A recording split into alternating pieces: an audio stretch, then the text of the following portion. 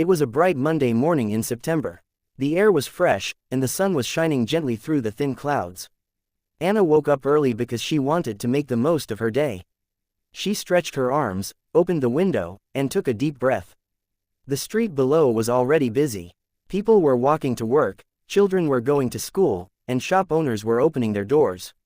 Anna lived in a small apartment above a bakery. Every morning, the smell of fresh bread filled her room. She smiled as the warm, sweet smell reached her nose. She loved mornings like this. Anna had a plan. She wanted to practice speaking English with real people. She had been studying English for 2 years, but she often felt nervous when she had to speak. Sometimes she forgot the words, sometimes she spoke too slowly, and sometimes she didn't understand the other person. Today, she decided to change that. She told herself, I will speak English with confidence. I will not worry about mistakes. She made a cup of tea, ate a slice of bread with butter, and got ready. She wore comfortable clothes and put her notebook and pen in her bag. The notebook was important because she liked to write down new words and expressions.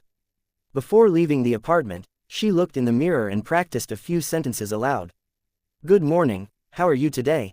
She said with a smile. Could you help me, please? She asked in a polite voice. I'm looking for the bus stop, she tried in a curious tone.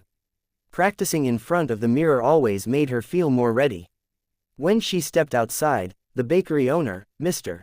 Harris, was arranging bread and cakes in the window. Good morning, Anna, he said. Good morning, Mr. Harris. How are you today? She replied. I'm fine, thank you. And you? I'm great, thank you, she said. She realized this was already her first short English conversation of the day. It felt easy. She smiled to herself. Anna walked down the street toward the park. She liked to start her day with a walk. In the park, she saw a woman sitting on a bench with a dog. Anna walked up to her and said, Hello, your dog is very cute. The woman smiled. Thank you, his name is Max. Anna asked, How old is he? He's 3 years old. He's very friendly. Anna bent down and petted Max. Nice to meet you, Max, she said. The woman laughed. They chatted for a few minutes about the weather, the park, and the dog. When Anna left, she felt proud. She had spoken English naturally. She decided to go to the local market. The market was full of colors, smells, and sounds. People were selling fruits, vegetables, clothes, and flowers. Anna stopped at a fruit stand. Hello, how much are the apples? She asked. 2 pounds a kilo, the seller replied. They look delicious. I'll take 1 kilo, please, she said. The seller put the apples in a bag and gave them to her. Here you go. Thank you very much, Anna said. Have a nice day. You too, the seller replied. Anna noticed that every time she spoke English, she felt a little more confident. After the market, Anna decided to visit the library. She loved the library because it was quiet, and it had many English books.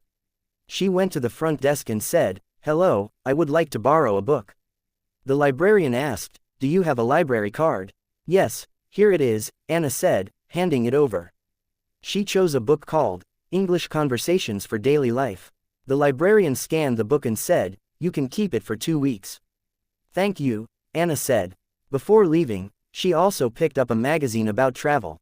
She liked reading travel magazines because they had many pictures and short, interesting articles. It was almost lunchtime, so Anna went to a small cafe. She walked to the counter and said, Good afternoon, could I have a chicken sandwich and a coffee, please? The waiter smiled and said, Sure, would you like milk in your coffee?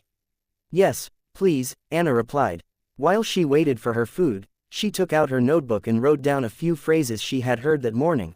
How much are the apples? You can keep it for 2 weeks, would you like milk in your coffee? She knew that writing and repeating phrases helped her remember them. When her sandwich arrived, Anna ate slowly and listened to the people around her. 2 men at the next table were talking about a football match. She understood some of their conversation but not all. She heard one of them say, It was an amazing game last night. The other replied, Yes, but the referee made a bad decision. Anna wrote down the word, referee, in her notebook. She would look it up later. After lunch, Anna decided to visit a small clothing shop. She wanted to practice more speaking. She walked in and a shop assistant said, Hello, can I help you? Anna replied, Yes, I'm looking for a blue scarf. The assistant showed her several scarves. This one is very soft, and this one is on sale. Anna touched the fabric and said, "This is nice. How much is it?" "It's 15 pounds, but today it's 10 pounds. I'll take it, please," Anna said. She paid and thanked the assistant. She was happy because she had asked questions, understood the answers, and bought something. In the afternoon, Anna went to a small English conversation group at the community center. There were 6 people there, from different countries. They sat in a circle, and the teacher asked them to introduce themselves. "Hello, my name is Anna. I'm from Spain. I've been learning English for 2 years. I like reading, walking in the park, and meeting new people," she said. The others introduced themselves too. Then they practiced dialogues, played a vocabulary game, and discussed a short story. Anna enjoyed it very much. She laughed when someone made a funny mistake, and she felt relaxed when she made her own mistakes. She knew that mistakes were part of learning. When the group finished, Anna walked home. The sun was lower in the sky, and the air was cooler. She thought about her day. She had spoken English in the bakery, the park, the market, the library, the cafe, the shop, and the conversation group. She had learned new words like referee, and new phrases like on sale. Most importantly, she had not been afraid to speak. She had practiced, and she had enjoyed it. At home, she made a cup of tea and opened her new book. She read a short dialogue about buying train tickets. She repeated the sentences aloud. "Excuse me, where can I buy a ticket?" "You can buy it at the counter." "How much is a return ticket to London?" "It's 20 pounds. She liked saying the sentences out loud because it helped her remember them. She also tried to speak clearly and with a little more speed each time. In the evening, Anna called her friend Maria, who also wanted to improve her English. They spoke in English for 15 minutes. They talked about their day, their plans for the weekend, and their favorite foods. Sometimes they had to stop and think of a word, but they helped each other. When they didn't know a word, they described it in English instead of switching to their native language. This made them think more and practice more. Before going to bed, Anna wrote in her diary. She wrote in English, "Today was a good day. I spoke English many times. I felt more confident. I learned new words. I enjoyed talking to people. I will continue tomorrow." She closed the diary, turned off the light, and went to sleep with a smile. The next morning, Anna woke up and remembered her promise to herself, "I will speak English every day." She got dressed, took her notebook, and stepped outside. She was ready for a new day of learning, practicing, and enjoying the language.